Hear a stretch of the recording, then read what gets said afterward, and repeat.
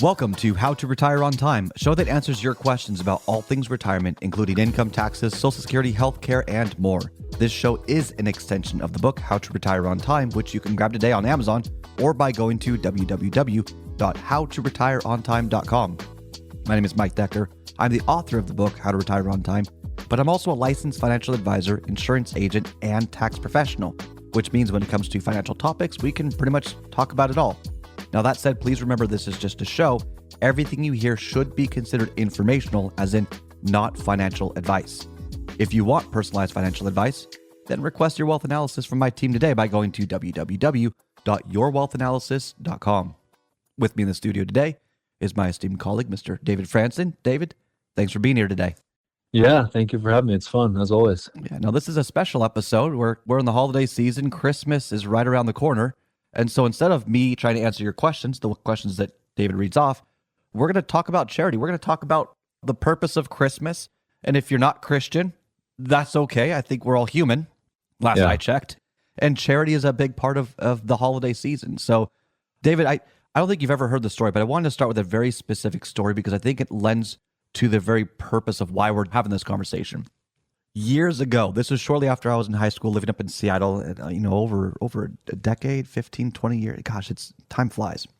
But I did a weird social experiment. I did not tell anyone I was doing this. My family had no idea. But I got some old kind of ragged clothes that just didn't fit right. They weren't up to style. Put a beanie on. This was in the middle of winter in Seattle. And if you're unaware, Seattle's had a homeless problem for many, many years. And so I then went to Pike Place Market, a very crowded place, and I walked around as if I were homeless. I tried to appear homeless. So my beard wasn't really well manicured. My hair was kind of messed up, when I was not wearing a beanie and all that. I really tried to appear homeless just to see how other people would react to me. I wanted to get into the position of in need.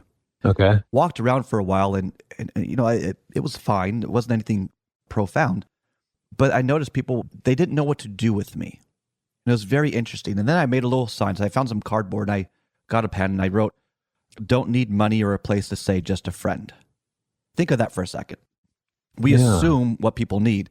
And I wrote on there, like, don't need money, don't need a place to stay. I just want a friend, just a conversation, just want to connect with someone. And at the very basic level, all humans want to connect with other humans. We get lonely, especially, I think, in the holiday season.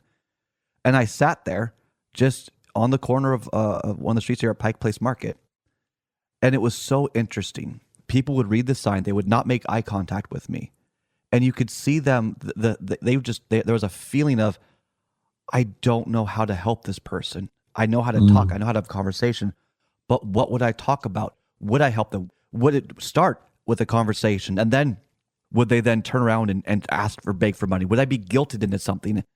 Because of the ambiguity, I did this I was there for a couple of hours holding this sign.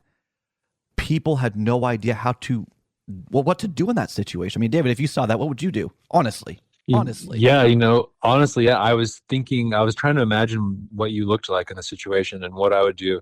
I honestly, I probably, it's so easy to just reach out and give someone a $5 bill or whatever. But if they just needed a friend, I would probably just keep walking. I would have kept walking because I would have in the moment been like, how do I be your friend right now? I'm here to shop or do whatever. I would have kept walking. Yeah. How long would it take? What would we talk about? Would it be uncomfortable? Would it end up being an argument? Am I mentally unstable? Here was the biggest takeaway that I realized. I believe humans are inherently good. I know that's an opinion, and it'd be really fun to debate that at any point, but I believe humans to their core are good. But we struggle to be able to support other people because we are so scared of being taken advantage of or manipulated. Anything, all humans sell. The idea of sales, if I need money, I'm homeless.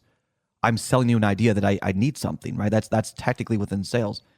And it was so profound. It really changed my paradigm of how the world really works. We do want good. We do want others to be taken care of.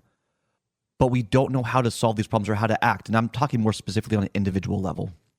And so when I think back and why we're doing this show, why we're talking about charity, it's not that we want to or don't want to. I think most all humans want to help other people.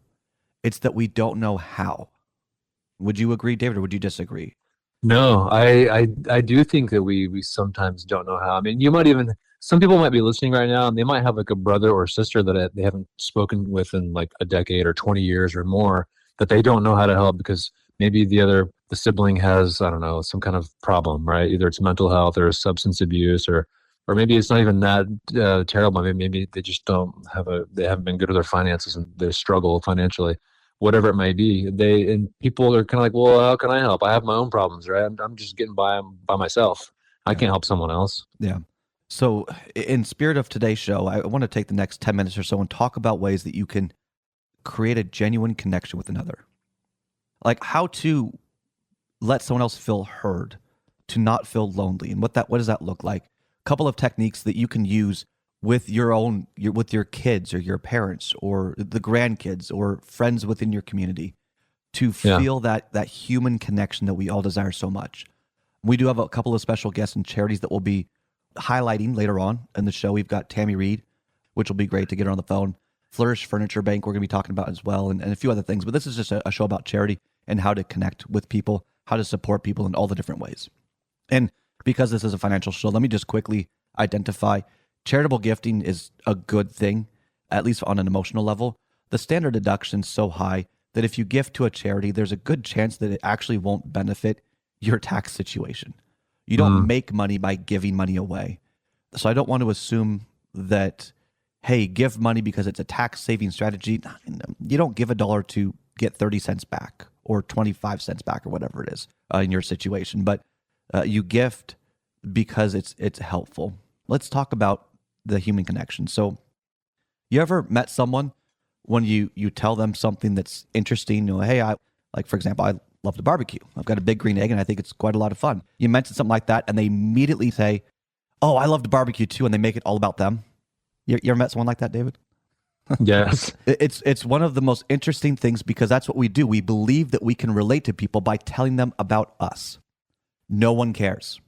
I'm going to tell you right now, no one actually cares until they understand how much you care.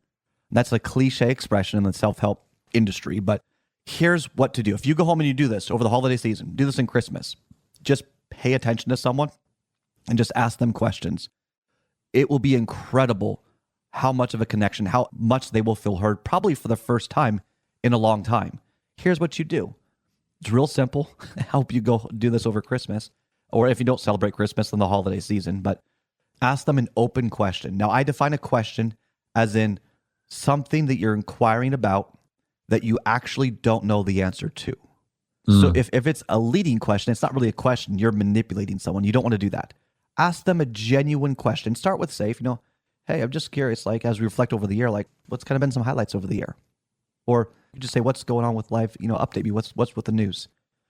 And then whatever they say, don't say, oh, that's great, or that's terrible, or that's sad. That's a judgment. You want to avoid that. What you want to do is you want to say, why is that? How come? So, David, let's just use you as a case study here. Okay. David, what are you looking forward to in the holiday season? That's an open question. I don't have a clue what you're going to say, actually. Yeah, well, I'm looking forward to just being at home with all the kids. They're going to be out of school and just hanging out with them, watching Christmas movies. That's what I'm looking forward to. So I could now ask David questions in this example about movies, about Christmas movies, about his kids, about just being at home as opposed to traveling somewhere else. And so let's go down the path. What is it that you enjoy doing with your kids? I have no idea what he's going to say. And he's probably going to stutter a little bit. I'm giving you time to think about it because you know the question, but that's a thoughtful question. And he's going to have to go back and actually think about it. That question on a chemical level starts to create, I believe it's serotonin and norepinephrine. These are chemicals that they're feel-good chemicals. And when you feel these interacting with another person, you're building a genuine connection. You're feeling heard. So just for fun, let's complete it. What is it that you look forward to doing with your kids? Maybe it's cliche, but I grew up going to the movies a lot with my mother. So I like going to the movies with my kids. It's fun. What makes it so fun? What is it about the movies that for you that makes it so fun? Yeah, it's something out of the ordinary. It's not something we do all the time. And so you're out, you're eating popcorn, like that replaces our meal. Like, let's have popcorn for lunch or dinner or whatever. And so there's like a little bit of sort of being bad, although, hey, there's a lot of fiber in popcorn, right? Never mind all the salt and butter on there, but yeah, it's just like the smell of that and just sitting in the big recliners. And so you're just doing something out of the ordinary. It feels kind of luxurious a little bit, right? It's like a splurge. And then you're just transported away. We don't have to think about homework or, whatever's in the yard that needs to be picked up. No, we're here, we're in the moment, and it's just for a couple hours. Let's forget about everything else. Was there a moment kind of like earlier on in life in your childhood where you realized, I really like this whole movie thing? Do you remember when that kind of first clicked? Yeah, you asked that, and I don't really know. I mean, it was fairly routine. Like we did it fairly often as a kid, and then it just continued on throughout my teens and then into adulthood. And so it just was like, hey, this is the thing that I do, and I enjoy it. And beyond that, I don't really know.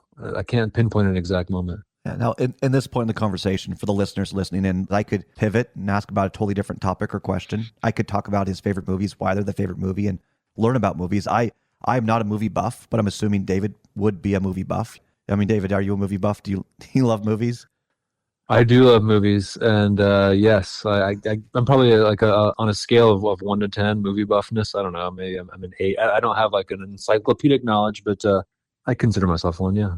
And so here's an opportunity over the holidays, and you can do this with your spouse, with your kids.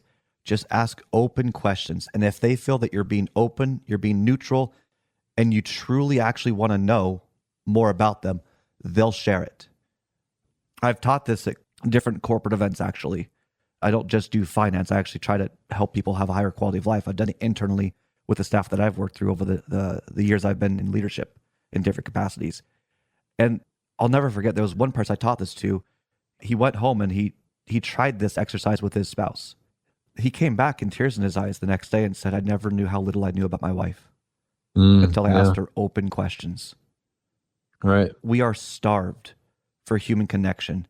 And so the challenge is, how long can you go without inserting yourself into the conversation? How long can you just respond with another thoughtful question? If you do this, your holiday season will most likely be one of the most memorable experiences in your life. That's been my experience in teaching people with it. I wanted to share it with you in the spirit of charity.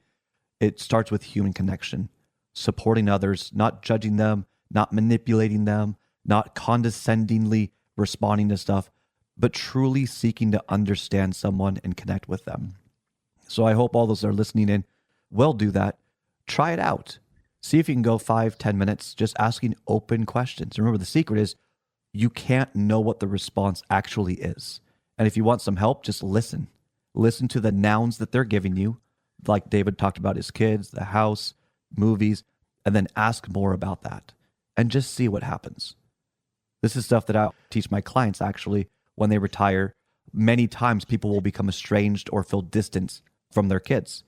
This is a way to help heal that relationship. Can't force it, but it's a way to help heal that relationship. So anyway, I taught you this a while back as well, but yeah. Any comments on that before we kind of proceed to the next section of our holiday special is what we'll call it. So yeah, you introduced this concept to me, earlier this year when I came on to Kedrick, and I have to say it was hard at first because you have to sort of bite your tongue when you ask these questions, these open-ended questions, and then the other person responds. And then when you're hearing their response, your brain automatically starts thinking about how you're going to insert yourself back into the, I've asked you this question, but now let's talk about me, because they might say something that maybe you have in common. And then you want to talk about yourself as how it relates. And so you have to really stop yourself and like, no, I'm not going to say anything. I'm just going to keep listening, and then I'm going to keep probing with more questions. And the more you do it, the more natural it becomes and the easier it gets. But at first it is hard, but it's definitely rewarding. And sometimes, I ask my kids these questions and I'm just met with I don't know. And so, I don't know, you shrug your shoulders and you keep trying. The secret is just don't give up. Just keep asking. Yeah, you can't control the answer, but we've got a lot lined up for the show today. We're going to see if we can get Tammy on the phone here, and then we'll proceed to that point. This is How to Retire on Time holiday special. We're not really talking about retirement. We're just talking about charity, human connection, and just good feelings, good vibes, as the kids would say. Stay tuned for that and more.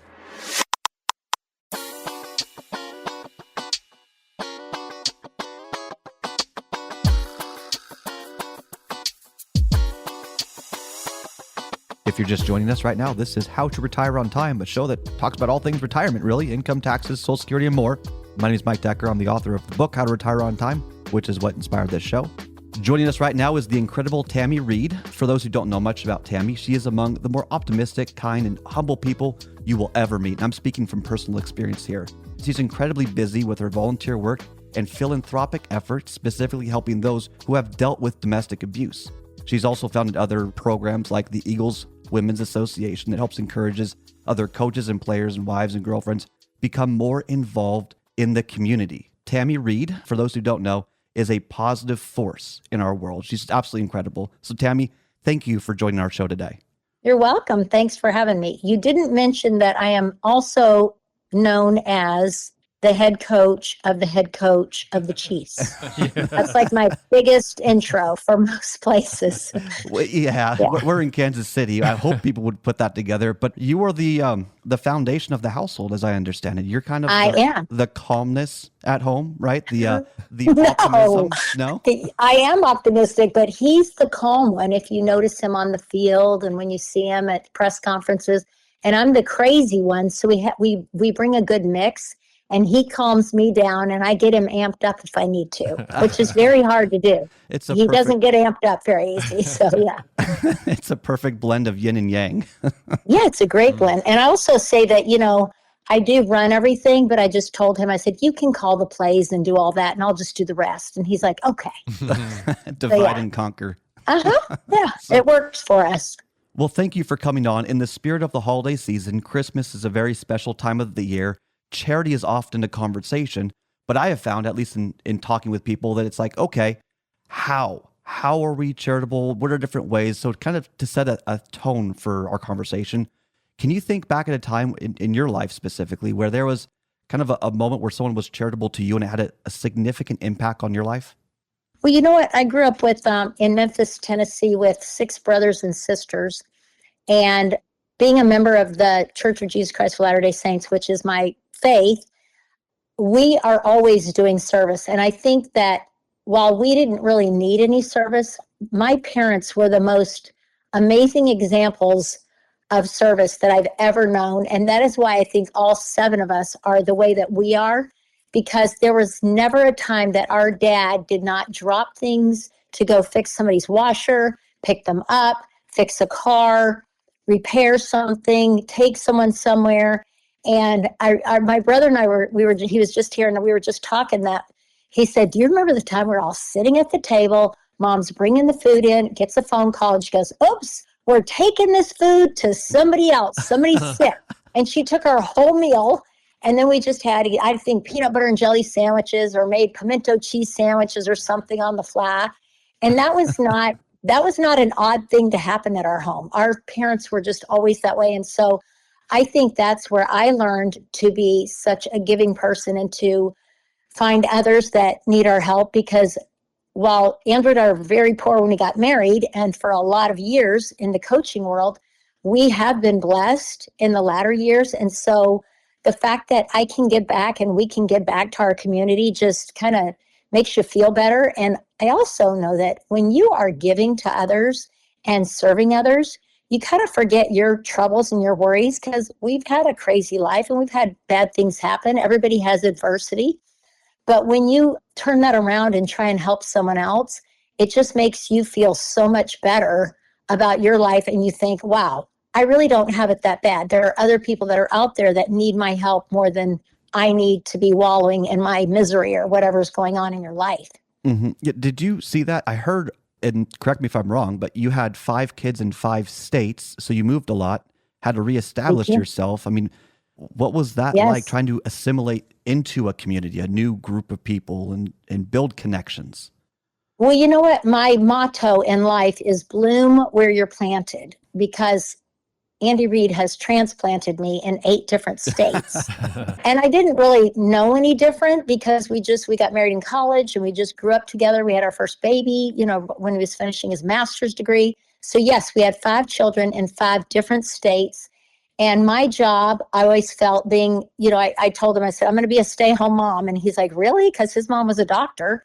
And I said, yeah, I really want to be home with my babies and my kids and be that mom that picks them up from school, or they get home and I have milk and cookies. And it's a good place for them to be. So I just always, as soon as we moved, I found the best pediatrician, found the best OBGYN because I was probably having another baby there. And we found a great school, a great place to live. And you don't know where you're moving half the time, but you just hope for the best. And then you make it the best of whatever your situation is. So just getting acclimated for the kids was my biggest goal, so that they were happy and they were settled and they were calm. And Andrew was at work and he would jump in when he needed to be. And, I would tell him when he needed to be around. And so it kind of worked for us. But yeah, I was the one who tried to get everybody involved in the sports and sign up for everything and make sure I was the homeroom mom for at least 1 or 2 of the 5 classes and et cetera, et cetera. So yeah, that's my job. I want to go back real quick to when you're talking about your father and your family just giving at a moment's notice. Was that ever weird or unexpected, or was it just, as you grew up, it was just normal life to you? It was just normal. Our parents were just those people. And it never seemed, the meal leaving the table, we're like, what? Gosh, that looked so good. But you just went with it. That's just the way our parents were. We just never knew when our dad would get home because he'd go straight from work to go help someone. And so it's just a natural part of life that they built in us just by the example. That example, so I got to share a quick story. This might sound silly, but one of the most significant moments in my life, this was in junior high of all places. And I felt kind of like a lonely kid. We all struggle in different ways. I felt very, very isolated, very, very lonely. And out of nowhere, when the teacher says you have to group up and you got to find a partner to do this project with, I just shrunk in my seat, just felt so alone, and who's going to pick me and all that. And what I thought was the cutest girl in school, out of her way goes and says, I want to be Mike's partner. And from that moment on, I gained a sort of confidence and a sort of ability of self-image, I guess, whatever you want to call it, that changed my life. And do you know how much that cost that girl to say, hey, I want to be his partner in a stupid history project? Yes. It's these little moments that can change the trajectory of someone's life. I'm just thinking, That was my experience. I can't imagine how many people your dad helped that could have changed their whole life. It's the little things like this. Do you have a story, David, something that's changed your life, just as we're in the moment of sharing here? Yeah, I do, actually. When you asked me earlier, it didn't take me more than 1 second. A little over 25 years ago, I was a much younger man, obviously, and I was preparing to go on this 2-year volunteer opportunity. And, you can't leave to go do this with any debts, right? And so I was driving an older car, and it had needed some big repair, and neither I or my parents had like the money to fund this repair, so we ended up putting it on a credit card, right? Mm-hmm. So I have this sort of debt hanging over me, but I'm trying to get ready to go on and do this volunteer thing for 2 years. And so one of my mother's dear friends finds out that I can't leave until I take care of this debt, and she offered to just wipe out the debt for me, and she did. That's incredible. Aww. Yeah. And so I've never forgotten that. All these, decades later, that's like the first thing that always comes to my mind when I think about it. Just great charity. And it probably was, she could probably afford it. Yes. You never gift what you can't afford, but right. And that changed your life forever. Yes.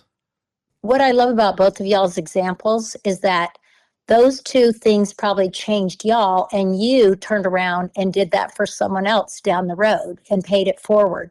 And that's what this is all about, is when someone kind of reaches out or helps you, it makes you feel so good. You're like, gosh, I want somebody else to feel this good. So you just keep doing it.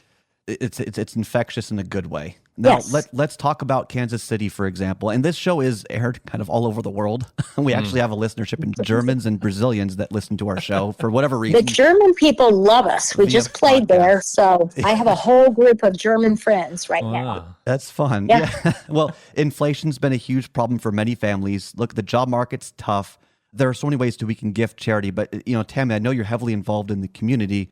Based on what you've seen, what are ways people might be able to help lift our community? Is it the kind act. Are there charitable plays? I mean, just it could be anything, but what have you seen that kind of catches your eye? Well, you know what? There are so many opportunities, and I don't think people always realize, but I know that our church has a website called Just Serve. So if you need volunteer hours for your kids at school, or you want to do something, just gather your family and do something fun, you can go on there and just look up like 30,000 charities. And there's local ones for us, clearly. I don't know how many we have, but you can look up a charity and go do something fun with your family.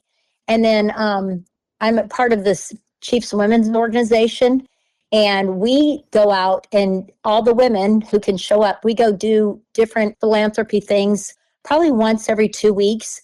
We've helped build houses for Habitat for Humanity. They are always looking for people. All you have to do is look at their website, and they will let you show up and go help build a house, paint a house, do all kinds of things that they need. We've worked in the women's shelters before. We went in and reorganized all of their donations so that the women had their shampoos and pillows and necessities and clothing. When they needed to get a job, they would come to this down to the basement, and we organized everything. So there's so many charities around our little city here that if you want to, you can find it. And I think that people just need to just talk to their neighbor. If you feel like you need to do something or you have some extra time on your hands, there's always something to do. Yeah, that charity can be done by time. It can be done by money. It can be done by so many different ways. So thank you for that. Yes. Now, recently, You're welcome. I saw that you had attended the opening of something called a giving machine, which is that in Union Station? Is that right? It's in Union Station. It is. We kicked it off last Saturday, Tavia Hunt and I. Yeah, it's a vending machine for charity. It is, right? It is one of the greatest inventions of all time. And it's big and it's red, like my husband, Big Red, and the Chiefs. So it's perfect for our team and our local people. It's literally a vending machine that you can pick a number, just like you would if you're going to buy a candy bar or some Doritos in a vending machine. And instead, the item could be a goat. It could be a crib for a baby. It could be groceries for someone. There's 30 different products in this thing. And the fun thing about it is that no matter how much money you have, there's something for $7, and then there's things for $100 and something. And then there's also, if you want to push 777, which I'm having a big event coming up with some girlfriends at Union Station, and I'm going to challenge some of them, but the 777 will drop every single card down, and it's something like $1,400. So if you have that much, it would be fun to stand there and watch that. And I actually did it with our grandkids at the kickoff, and they had so much fun counting the cards because it would come down one at a time. And there's 30 cards. And so that was kind of a fun activity for our grandkids. But these machines are incredible. And then you just put your credit card in and it pays for it. That's wonderful. Yeah. The convenience is nice because sometimes you don't have time, but you could have money to donate. And if you have money, where do you go? Exactly. Click a button and it's done. Exactly. And I love, because our governor was there, who's leaving soon. He's out of office soon. But he challenged everybody. He said, I know some people have a lot, some people don't have a lot. But he said, if you can even just do 57, because I'm the 57th governor.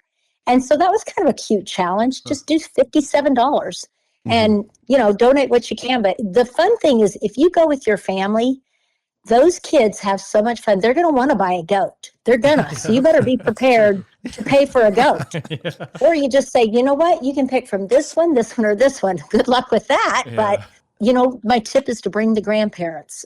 That's always a good thing to do. How many people are going to buy a goat in their life? Yeah, this is your opportunity. Might not be a bucket list item, but yeah, we did chickens a few years ago, and they sold thousands of chickens. So, I love it. The good thing about the giving machines is there are 6 local charities, and then there are 2 world organizations. So you can give near or far, and just pick the one that speaks to your heart. Oh, that's wonderful. And Tammy, thank you for spending the time with us today. Do you have any last thoughts just in general about charity and what people can do to help lift our community, kind of be a light in this world? Yeah, I think that when you are a light, others will see it, and they will feed off of you. And I know that somebody had some saying about a smile, And I love it. I wrote it down. I don't have it memorized. But even if you just smile at somebody who's having a bad day, you can tell when they're kind of grumpy, and it just changes their whole demeanor. And that's what charity does. That's what giving to people does. And that's what just being a good person does. So go out there and take your family, get involved, do something, even if it's for an hour or if it's for a whole day event. Just when you give back, it just lifts you and builds you and makes you feel like a better person. Thank you so much, Tammy. Hope you have a great You're rest of your welcome. day, rest of the holiday, and go Chiefs. Okay, thanks. Thanks, Tammy. My name is Mike Decker. You're listening to How to Retire on Time.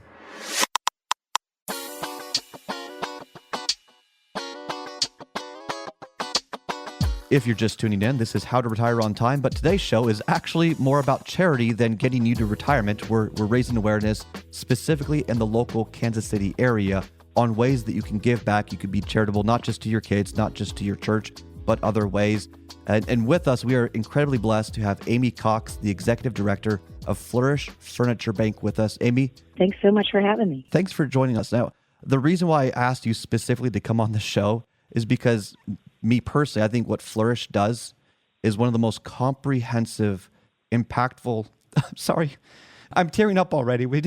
But what you guys are doing, I think is more significant than any other charity locally here in Kansas. And I mean that from the bottom of my heart. So embarrassing, but I don't care. I mean every word of it, Amy. Can you just let people know what Flourish Furniture Bank kind of does? Just a nice overview. And we so appreciate your service when you come out as well. So, yeah, absolutely. Flourish is the only furniture bank in Kansas City, and we really kind of have a magical formula for what we do. We partner with 83 social service agencies so that we don't provide any case management here at Flourish ourselves. And those social service agencies cover a wide range of situations for families in Kansas City, from refugees who are just settling here in Kansas City to moms who have escaped domestic violence situations and left in the middle of the night with nothing, to kids aging out of foster care, veterans, and all kinds of people who have just lost their housing for financial reasons or due to, some major catastrophe. So we provide an entire home of furniture and home essentials to those families. So we're not just talking about a bed, but we're talking about all of the furniture for a living room, for a kitchen, and for a bedroom. We're also talking about linens and artwork and all the little things that add up to turning an apartment into a real home for your family. And at the same time, we save about 600 tons of things from the landfill each year. When I was there and I was volunteering my time, I thought I'd just be hauling around mattresses, I'll admit. But we came there was like a morning huddle that they kind of explained how things worked. And I was immediately put into kind of a soap or a cosmetics kind of situation where I got soap and I'd package it up into little bits that you could give away, and it would take care of their laundry for a day or, this, that, or the other. And then once I was done with that, they sent me over because I know how to sew. I started working with taking, sheets and stuff that maybe wouldn't work for a bed. And I was repurposing them to become washcloths or just rags around the house. And we saw a couple of families come in, and for them to have nothing and then say, okay, we'll take these rags here, we'll take this silverware here, this match. I mean, it was incredible. That's one of the biggest struggles is how do you go from nothing to an establishment, to being established, to having a foundation. And really the value that we have of when donors bring things to us, it usually has a really high sentimental value. So mom or dad have had to downsize and go into a retirement facility, or someone in the family has passed away, and you don't really have room in your house for all the things, but it has a high sentimental value. So we try to really respect that and honor that when people bring things to us. And so all those departments that you're talking about, our woodworking department and our sewing department, not only respect the donor by providing those things back out to families, but we're really able to use just about everything that we're given. And so, you were talking about the homemade laundry detergent that we provide that's both economical for the families we serve, but also eco-friendly. And just using, if we get things with stains and tears, trying to find other ways to use those, not giving them out as a bed sheet because that's not dignified, but turning them into something else that we can use. And it's just a little bit magical around here. It really is. And your woodworking department is one of the most incredible. It's They're magic amazing. there. And what they can take and make into beautiful pieces of furniture, chairs, or bed frames, or whatever. And if you're listening in right now and you're a handyman and you want a challenge and you like woodworking, this is for you. It's so fun. Yeah. And any skill level, really, because in our woodworking department, it's anything from tightening drawers and table legs to craftsmen who take leaves from tables and turn those into new tables. And so there's really every level of expertise and also just a lot of mentorship that goes on in that department as well.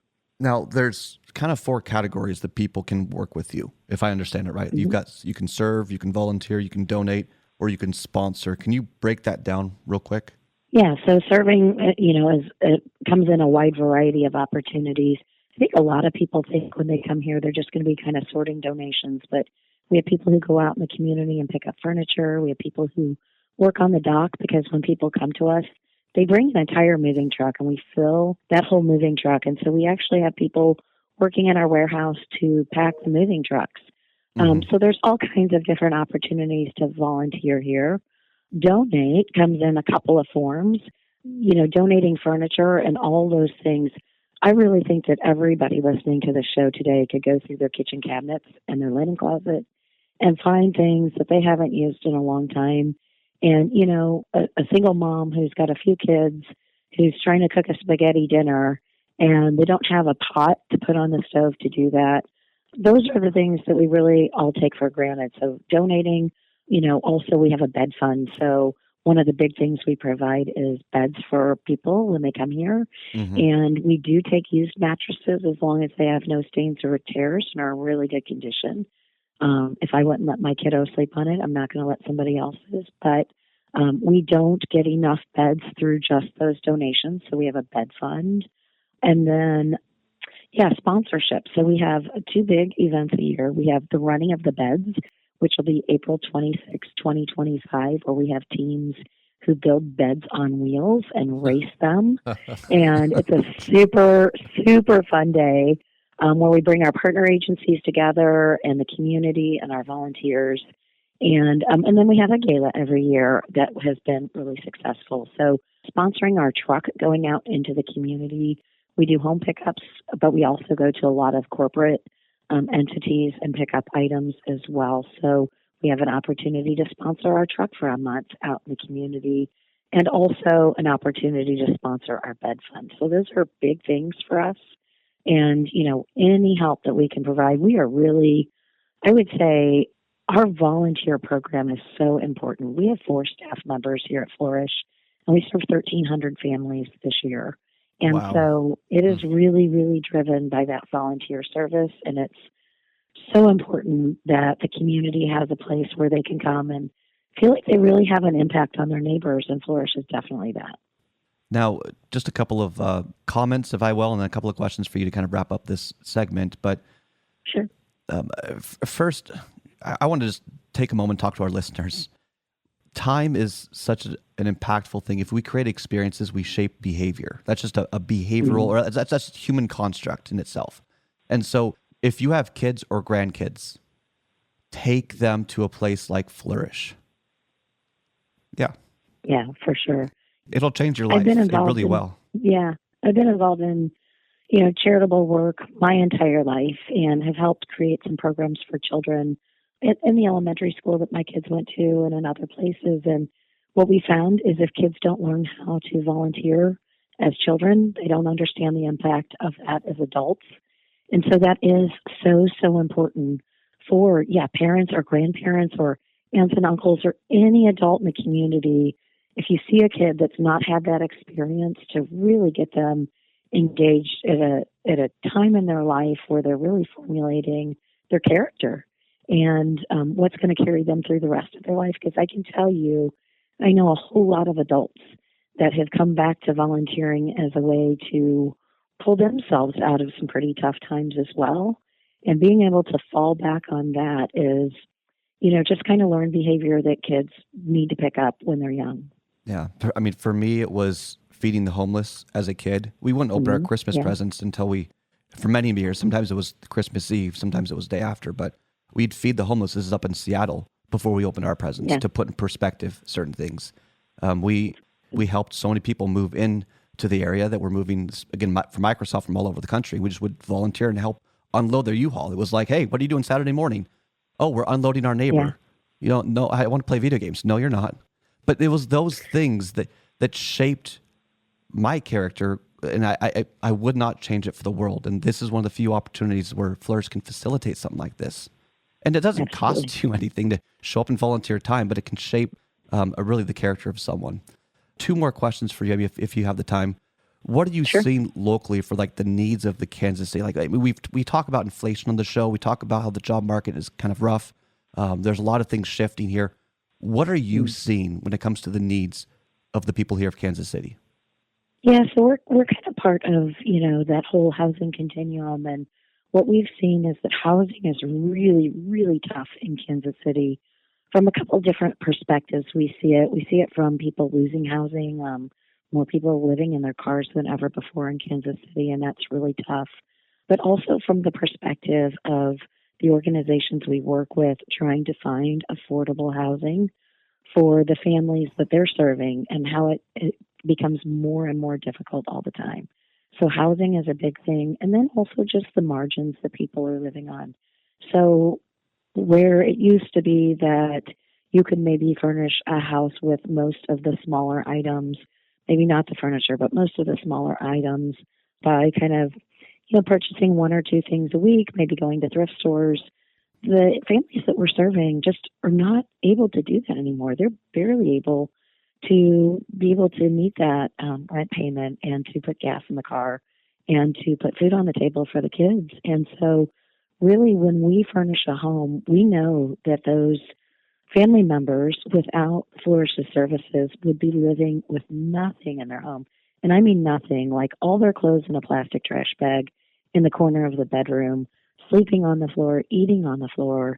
And without Flourish, they'd be doing that for a very long time. Not a matter of months, but a matter of years. And we look at how that impacts kids. If kids aren't sleeping in a bed and they're not sitting at a table to do their homework and to have good conversation with their families and to eat a healthy, nutritious meal each day, then the expectation for them to get up and go to school and be successful is a really high bar to hold those kids to. And so, furniture seems like it's just kind of this thing that we all take for granted and it's just kind of there. But for so many families, it is not there. And it makes a huge difference to have these things. Thank you. How do people get a hold of you? How do they sign up for volunteer? How do they give money? Can you kind of just let them know how to do something, how to take action? Yeah, absolutely. So our website's pretty comprehensive. They can donate on our website. They can sign up to volunteer. They can find out more about all the items that we accept for donation. So it's pretty comprehensive, and that is flourishfurniturebank.org. If they have other questions, they can always call us at 816-946-8600. And then the website again is flourishfurniturebank.org. And if you don't get that, or you just remember our number here on How to Retire on Time, you can call or text us and we'll just send it all to you as well and connect you with them. Our number is 913-363-1234. Call or text that number and we'll get you connected. Again, our number is 913-363-1234. Amy, thanks for being on the show today and raising the awareness of what you guys do and the incredible impact you've had on our local community. Thank you. Thank you so much. We're so appreciative. You're listening to How to Retire on Time.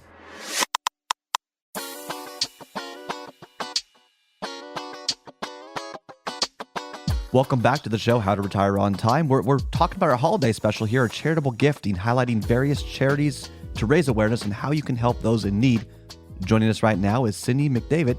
She's the chair of the Kansas City Committee of Giving Machines. If you haven't heard about these, I know we talked about it earlier in the show, but these are some of the most incredible ways you can gift and just spread the goodness in the world. Cindy, thanks for joining us today and spending a few moments. Now, can you first just talk about what in the world is a giving machine? Sure. A giving machine is actually a vending machine with a twist. And instead of buying a candy bar or a can of soda, it allows you to choose specific items that you would give to a charity.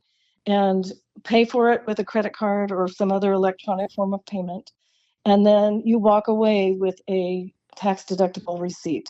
So you walk away feeling good instead of taking something for yourself. Now, the items aren't actually in the vending machines. The money goes to the charities and all that. Can you kind of walk us through how that works? Sure, that's correct. So in the machines are actually cards that represent the items. And when you complete your transaction, it drops to the bottom. So you know that you've purchased that item. In the end, after a full audit, the funds are distributed electronically to the charities. And we have a special media event where we present the large checks to show that we have given those funds to the charities. And what kinds of things can you buy? Oh my I goodness. say that jokingly because my son and I bought a goat this year. Yep. People love the goats and the beehives and things like that. You can give a meal. You can give dog grooming tools to someone who is learning a skill that changes their life so that they can actually support their family and get out of homelessness. You can purchase winter gear or blankets or furniture for someone who is getting into permanent housing rather than being on the street. So there are lots of options and all price levels from $5 to $200.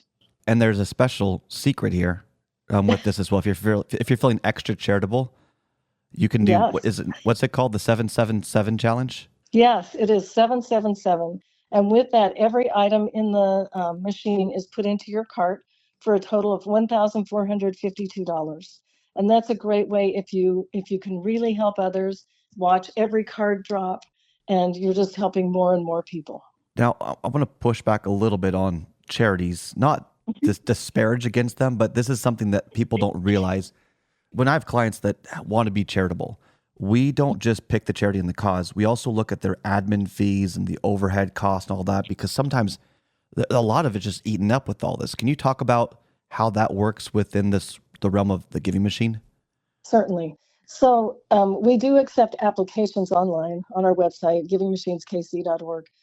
We review those applications, and we look for charities that have a 10% administrative overhead or less, and they have to have a Charity Navigator score. I believe it's 90 or greater.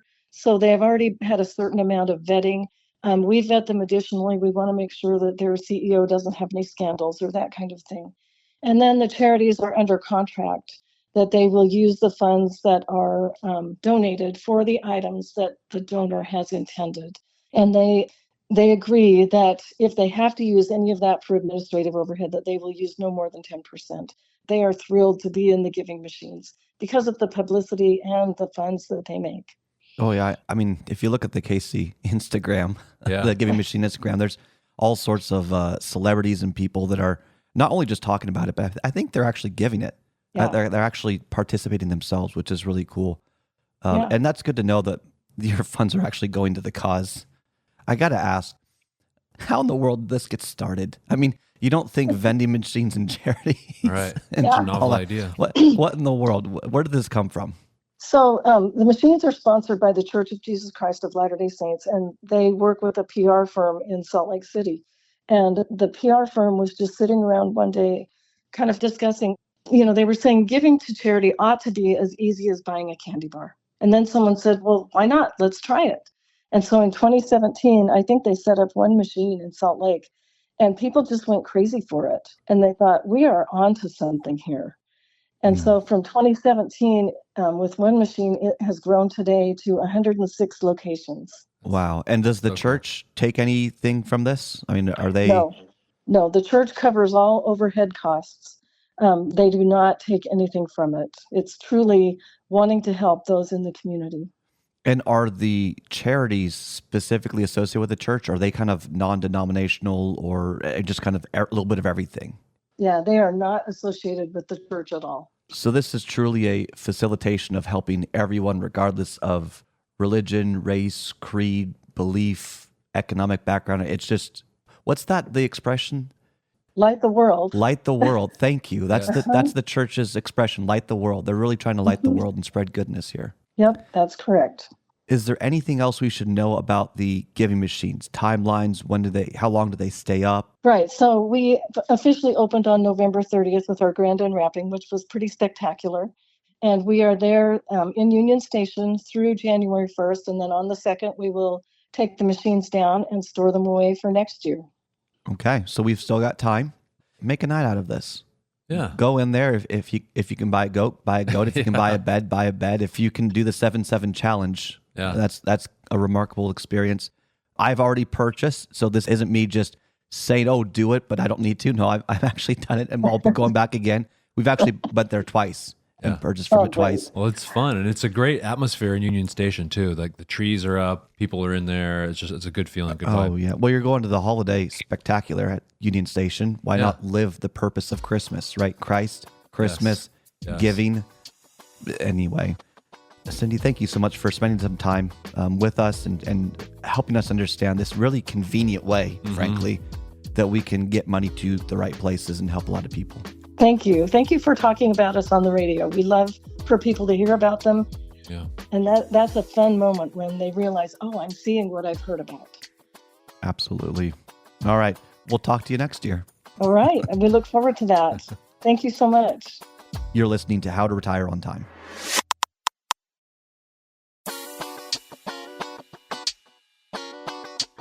If you're just tuning in, this is How to Retire on Time. I'm Mike Decker with David Franson here, and we're doing a holiday special. We're really talking about charity, and I really want to emphasize the importance of charity. You have no idea what people are going through, even if they seem well. They're just showing you what they think they need to show you. Even the wealthy have problems, the poor have problems, the middle class have problems.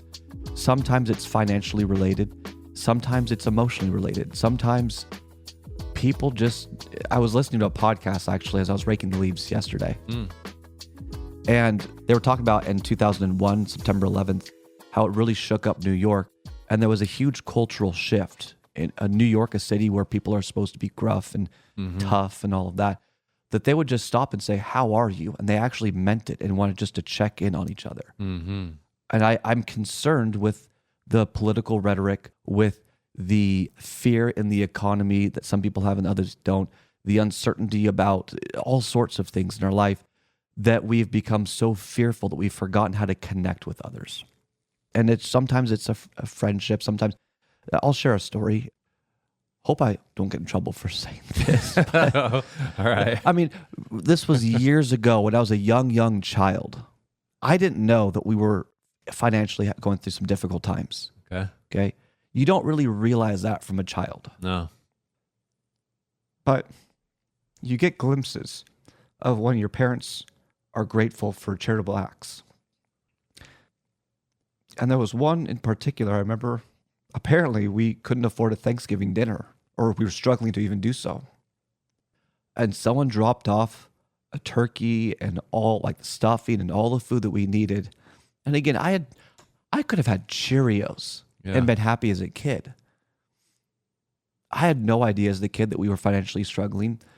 I don't know how this person knew we were financially struggling at the time. And again, I was like, I don't know, 5, 6, something like that, 7 maybe.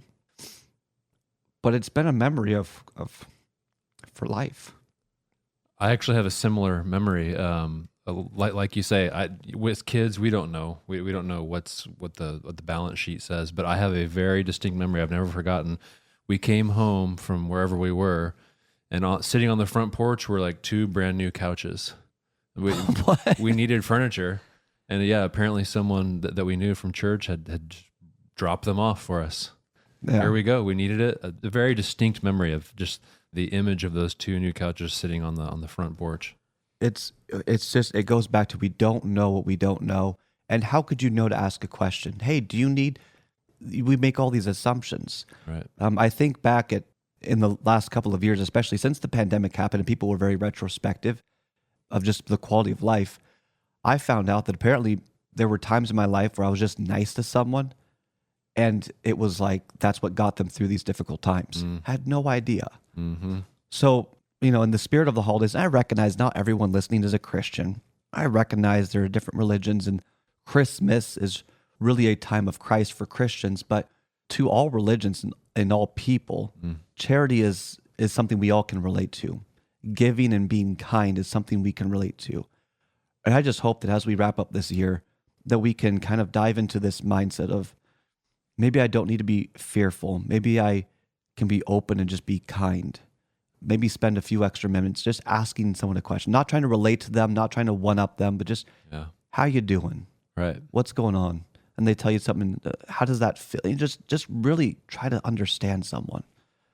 That's how I think we're going to wrap up the show today, is that invitation of not just for the rest of this year, but see if you can make that a habit, a part of your behavior, of who you are. Because that's really how we start to heal as a society. That's really how we start to heal the family, the workplace, the educational facilities, and so on, is kindness. It's connection. That's really all the time we've got for today's show. If you did enjoy this show, consider telling a friend. It's usually about finance and retirement, but hey, leave a rating, subscribe to it wherever you get your podcast. Just search for the show, How to Retire on Time. Lastly, you can stream this show, if you didn't know, via our 24/7 broadcast. You just go to www.retireontimeradio.com, stream various episodes on your phone while you're on the go. And last but not least, we want to thank you for a great year, a great time on this show, and for you spending your time, your most precious asset, with us today. We'll see you in the next episode.